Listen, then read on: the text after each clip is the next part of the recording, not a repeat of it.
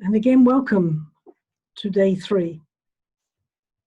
Hope, threats, and allies. This links with day 2 in that we looked at struggle and life struggle.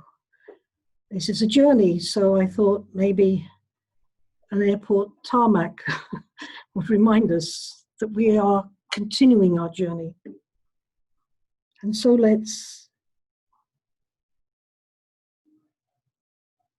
pray. God of all that is good,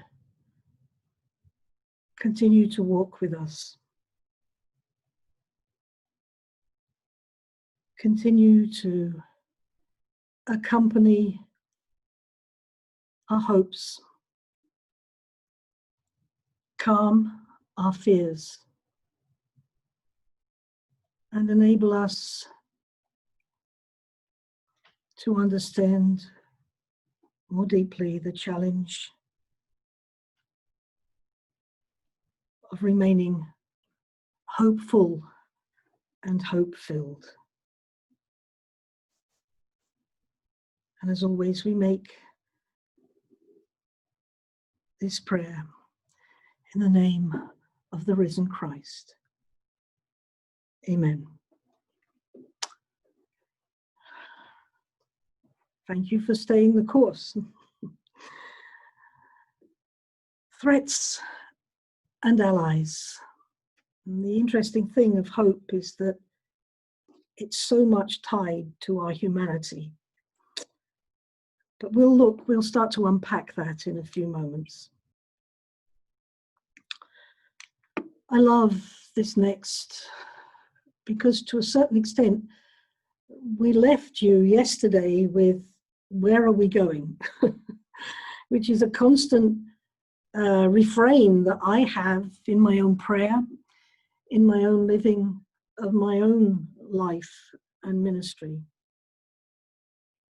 I love these words of Pope Francis, who said them in 2016.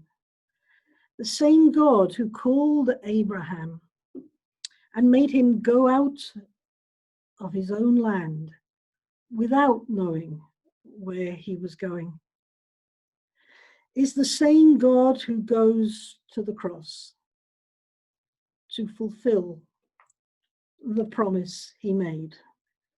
It is the same God who, in the fullness of time, ensures that the promise would become a reality for all of us. And here's the drift. And what unites that first moment, Abraham, with the last moment, the cross and the resurrection? I am with you always. What unites that first moment to this last moment is the thread of hope.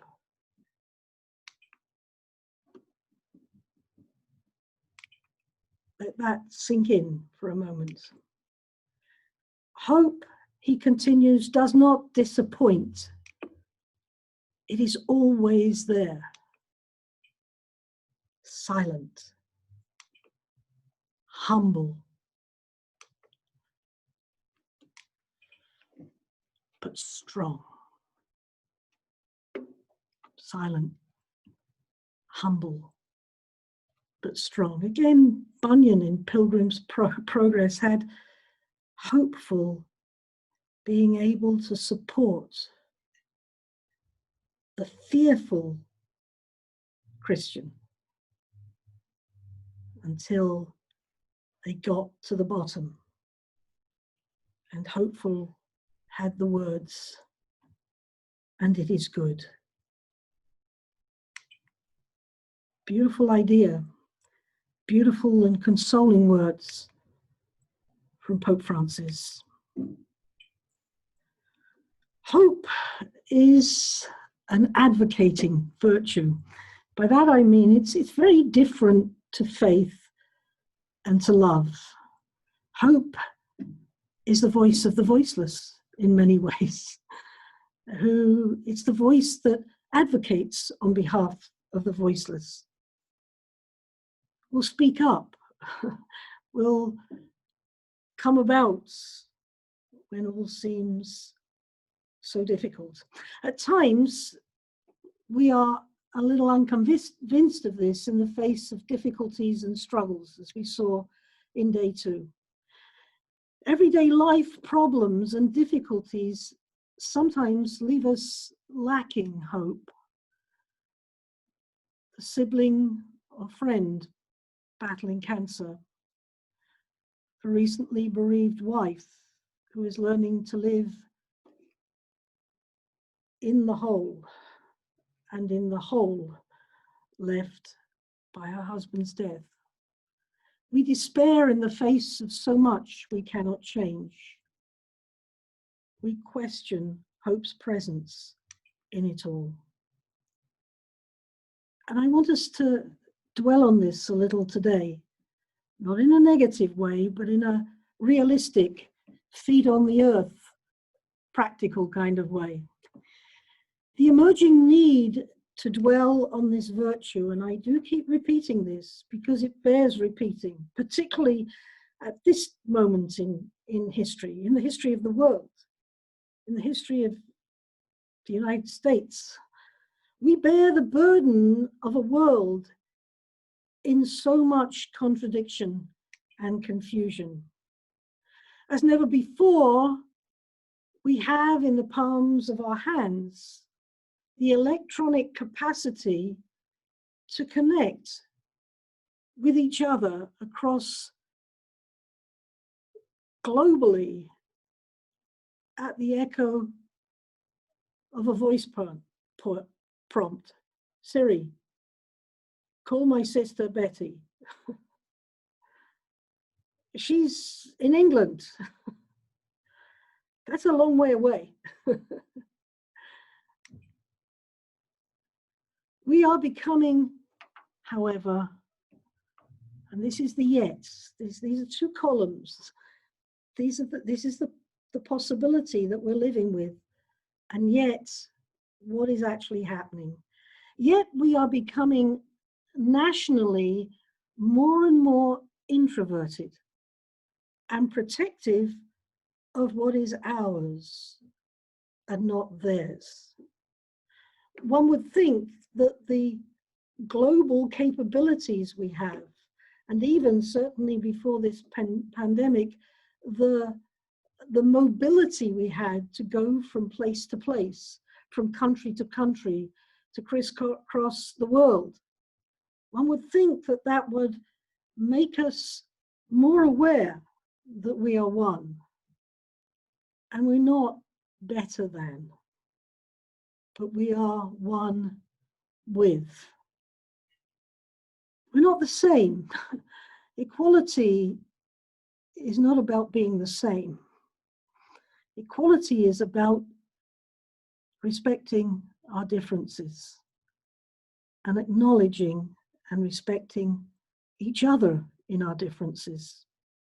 But there has been rising in recent years this, I call it global nationalism, which is a contradiction per se, but it's there. And it's crept in, not just in any one country, but it's there, marked in many, many ways. I mean, in my own country of origin, where I grew up, we've just been through a Brexiting.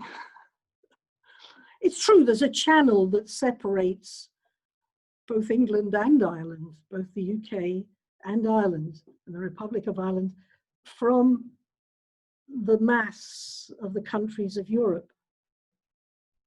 But that's not the reason we've separated. I think what has caused us to do that is a growing introversion, a growing nationalism that's coming about.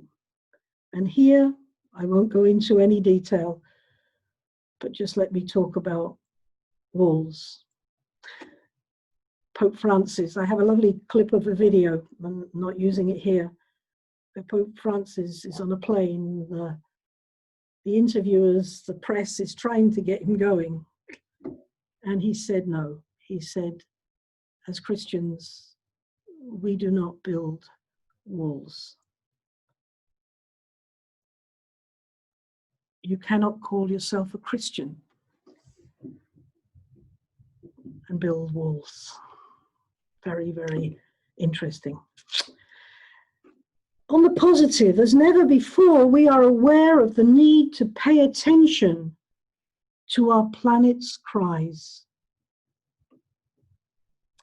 We are more aware than we've ever been of how connected we are to nature. I know it because I have a song that sings in my heart when I'm in nature. This is what comes of being born on a poky little island, I think. You know, the water always does it for me. Nature always does it for me. It'll bring me to some sense of peace. Nature has that capacity, and yet nature is suffering. Nature is crying out. And our young people are seeing it even more clearly than we are. Yet, we continue to abuse nature's resources for our own ends. Here in California, there's a concerted effort to lessen that. But it has to be done intentionally for it to be effective. As never before, we acknowledge the imbalance of wealth and possibilities in our world. Remember a year ago, 2 years ago, in the United States and in other countries, we started talking about the 1% that have everything, which far outweighs the wealth and the possibilities of the 99%. Yet we continue to support national defense and its incumbent weaponry, and to finance that above education on our economic spending lists. The last American administration was trying to look at that. The next American administration must look at it. And I'm not trying to be political. I'm simply being a citizen of this world, of our world, of a world that I have so much hope for. And anyway, you have to listen to me because they're recording this. You can't get back at me. Our hope, however, is threatened. And this is true. Each time we are alerted to another breaking news item involving a shooting or a bombing resulting in the loss of innocent lives of those bystanders, simply in the wrong place at the wrong time, our hope is threatened. We wonder, what is there to hope in? As human beings, there is something in our psyche which runs the risk of giving up on hope. Let us, for a few moments, look at this in the shape of 3 threats to hope in us as human beings. That's the breaking news. It could have come on a little bit earlier, but you see, we don't read newspapers anymore. It's all on, it comes up on our watches, it comes up on our cell phones. I actually use BBC Online a lot. Their international news is really, their world news is tremendous. Well, here's the deal. they have a little tune that they play with the breaking news. So every now and again, I might be busy doing something, and and that's the breaking news. And I want to say, do I really want to? Is this good news? Is this hope-filled news? And you know as well as I do that very often it's not. So let's look at the threats to our hope.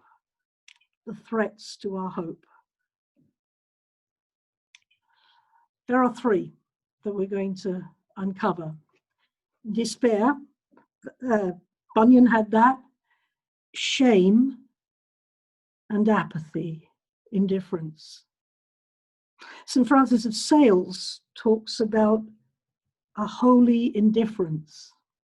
Apathy is the antithesis of what he meant. And we'll look at that in a moment. So let's look at the first of those three, despair. The perception, what is despair? It's the perception that what is wanted or even needed will not happen. We could be forgiven as human beings for despairing at this moment in time. What I hope for, what I want to be for people that I love, people that I even, for all people, because I've got that kind of heart, you know, what I want to be, the good I want for them, is not happening. And I despair at times that it will ever happen. Yeah, I can be there. So despair is a most definite threat to hope.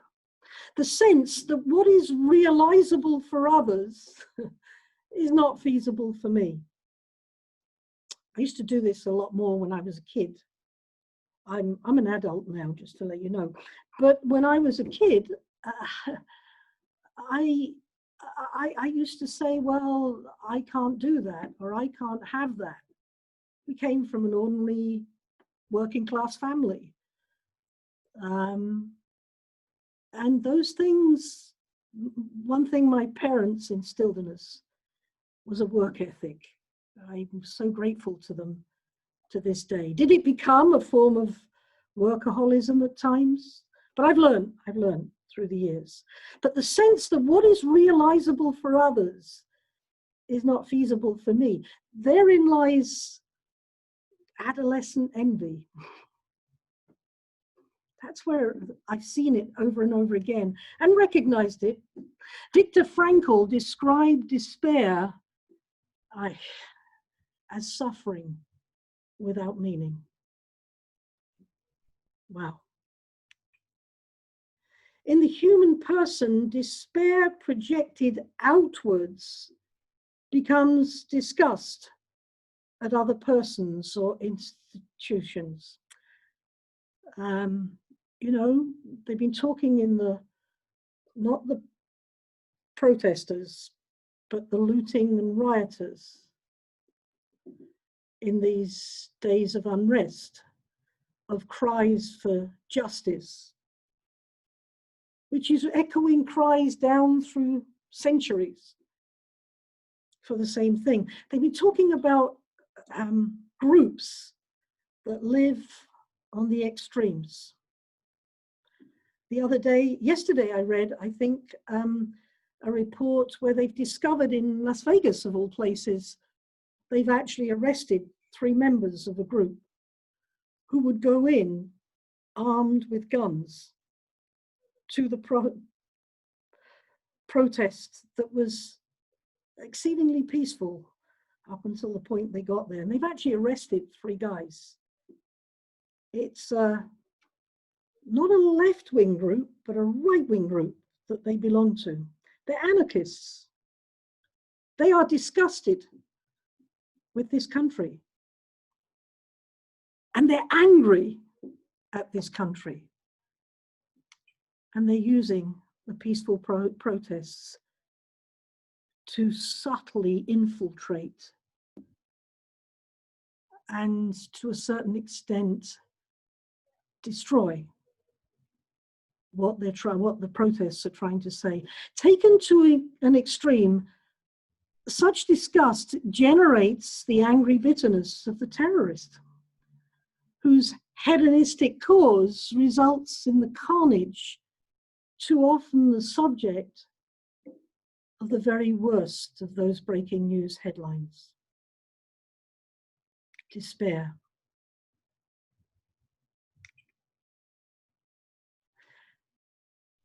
We're going to move on to shame, but I want you really to let these things just, let them echo. I certainly can hear them echoing within me. I said the second threat was shame. What is shame? It's interesting, isn't it? I think shame has to do with power and perfection.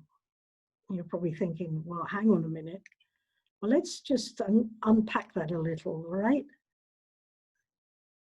I think when we're ashamed, we go into defense mode.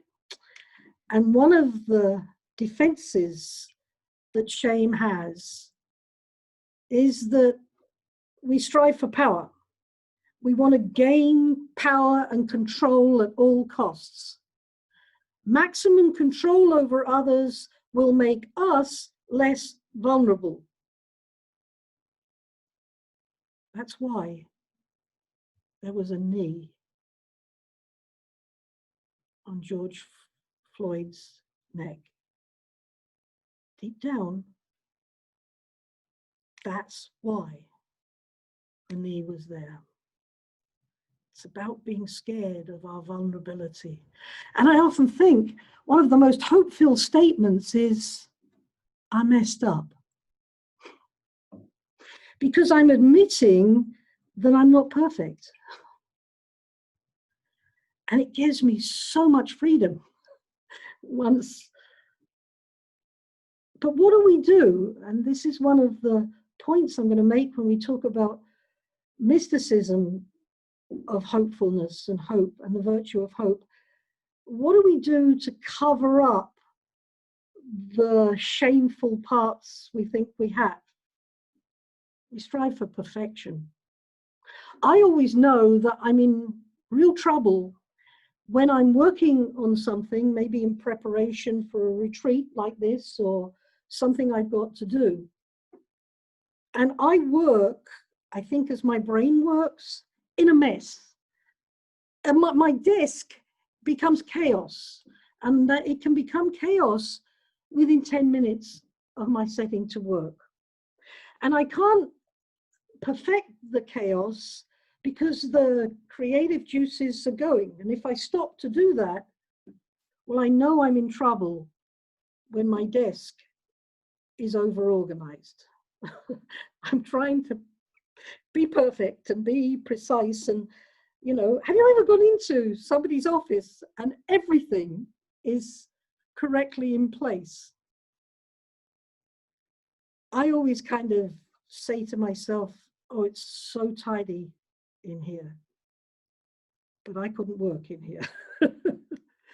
And it's not just differences in personality, it's about what we're doing with our humanity.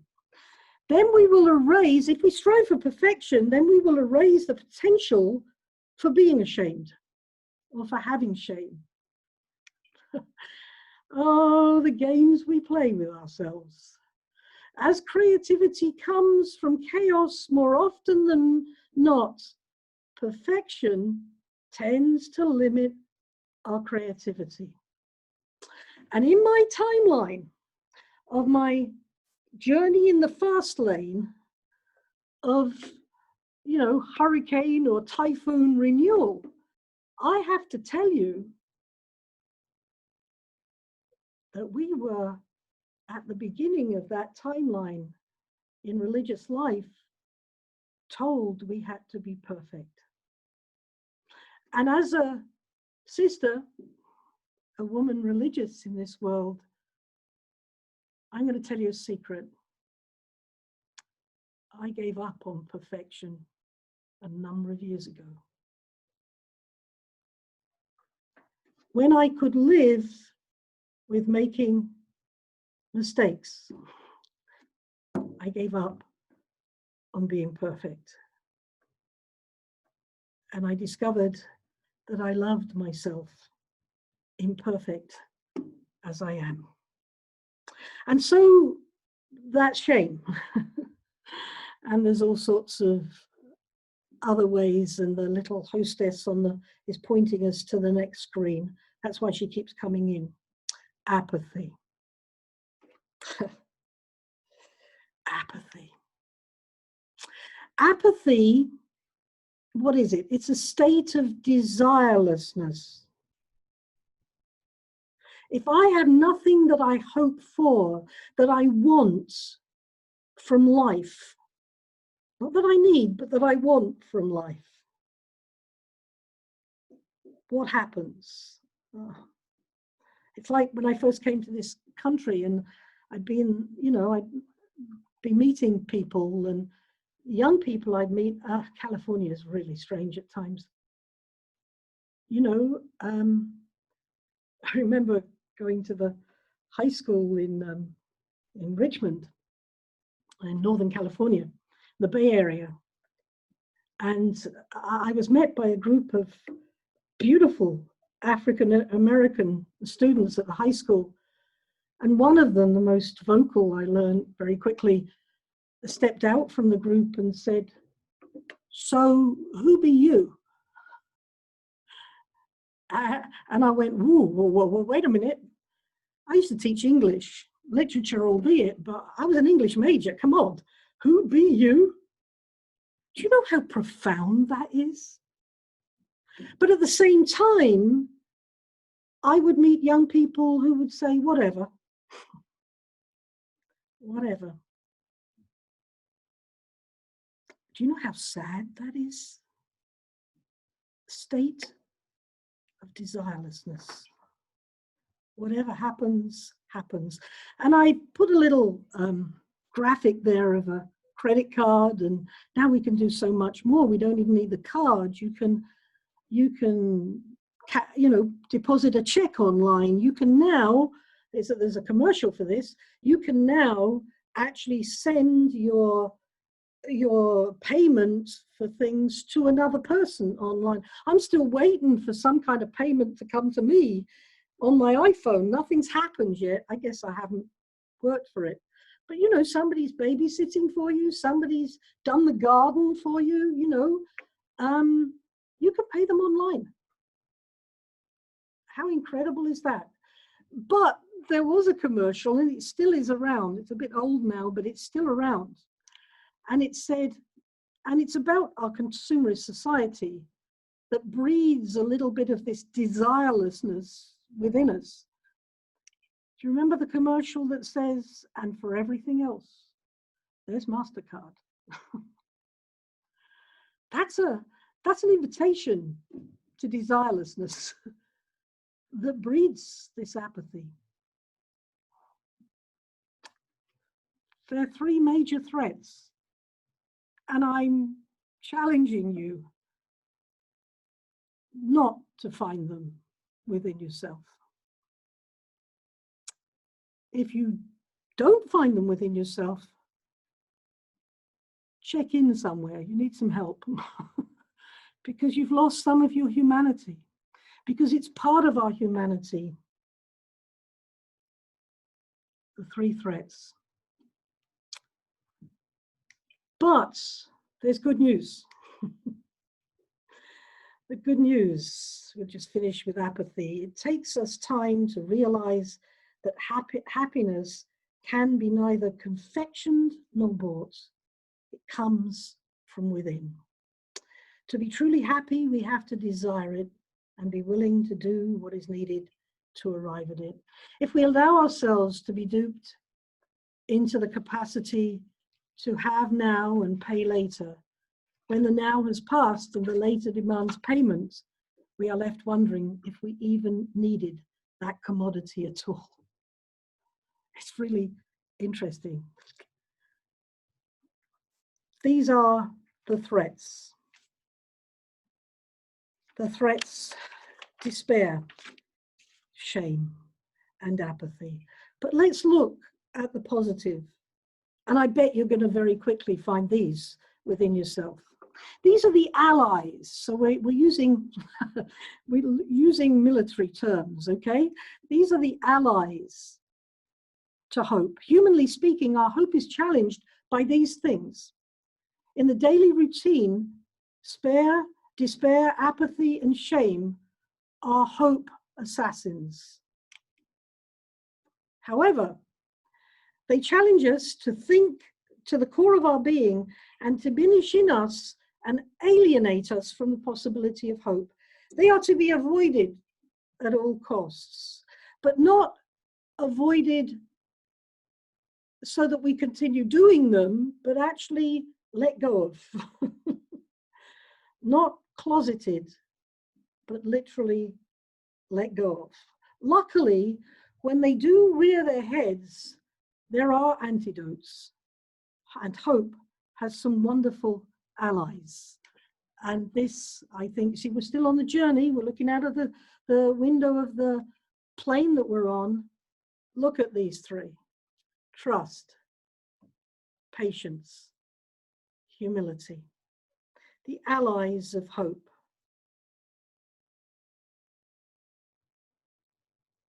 We're all in this together, folks. When we can leave our despair, our shame, and our apathy, and we can just let go of it. Trust is an ally for hope. I love this. John the 23rd, during the Cuban Missile Crisis of the 1960s. There's Papa Giovanni, all right? What happened, basically, was that they were very concerned. The world was concerned. They thought World War III was about to start. And he'd been in meetings all day in the Vatican. The news was being piped in, and suddenly, in the little group he was in, he stood up and he said, and he left the room. At the door, he turned to say goodnight, and he said these words: "It's God's world. I'm going to bed." The trust, the trust. It's God's world. I'm going to bed. And I'm sure he had a good night's sleep, because he didn't let the anxiety wash away his trust in God. Trust, one of hope's allies. Such trust is the bedrock to hope. Trust is the confident expectation, anticipation, or hope for the future. I don't believe we know where we're going in terms of my timeline of religious life. But I'm confident. I have an expectation, and I have hope for the future of religious life. It won't be the same as it was being lived in the 1960s. It certainly has changed. But it will still exist, because it is a mark of God's presence, of love and compassion and truth in the world. Trust whispers in the depths of our hearts, all will be well, and all manner of things will be well. A contemporary translation is to hear God saying, I got this. No worries. I got this. Perhaps the true mantra of hope is when our hearts can repeat again and again, even in the face of turmoil, let it be. Let it be. I got so worked up the other day, and I'm not going to get political, so I won't tell you about what exactly. I got so angry, I had to leave the room I was in, go outside into nature, and scream. And then when I came back, as I came back, I laughed at myself. This is so wrong. But this isn't hopeless. I trust in the God that continues to walk with me and to walk with all of us. For in the repetition of those three words, let it be, we are declaring our trust in a God who knows our innermost thoughts and understands us better than we understand ourselves and loves us as we are, unconditionally. A God who wants us to trust that God is with us always and resides in our being, who we are called to be. So who be you? How profound a question is that? It's the God who resides in our being, who we are called to be. So make a suggestion. Spend a day asking everybody you meet, who be you? It's interesting. We need to have trust in our being in God. For as one writer declares, we cannot fall out of this world. I think it's called gravity, but it's much more profound than that. Patience is about keeping hope alive. We have become so impatient, spoiled in our fast access, fast track, everything. We run the risk of becoming strangers to patience. Touchscreen. Oh my God, it's immediate, isn't it? And do we get angry if we've got to touch it twice? We have an overriding power and authority and expectation that the first touch is enough. That wasn't how my parents lived. It wasn't how I lived as a youngster. But it's become part of our existence. So patience is about keeping hope alive. This is not a passive waiting. This is what I call a wild patience. Give the adjective wild to patience, and you have something in the offing. Such patience breathes hope into our schemes and plans for a better and brighter world. Such patience sustains the hope that indeed it will one day become just that. Next time your internet plays up and your Wi-Fi doesn't connect you immediately, just say to yourself the two words, wild patience. It will remind you that patience keeps your hope alive, even with a slow internet. Humility. I learned an expression when I first went to Italy. I learned 3 expressions because I couldn't speak the language initially. And I have difficulty when I'm not speaking. And so when I went to Italy, I learned 3 statements. I managed to make myself, it was an older sister that kind of took me under her wing. And she tried to help me out with my struggle with the language. And I was sitting beside her at table at the community meals.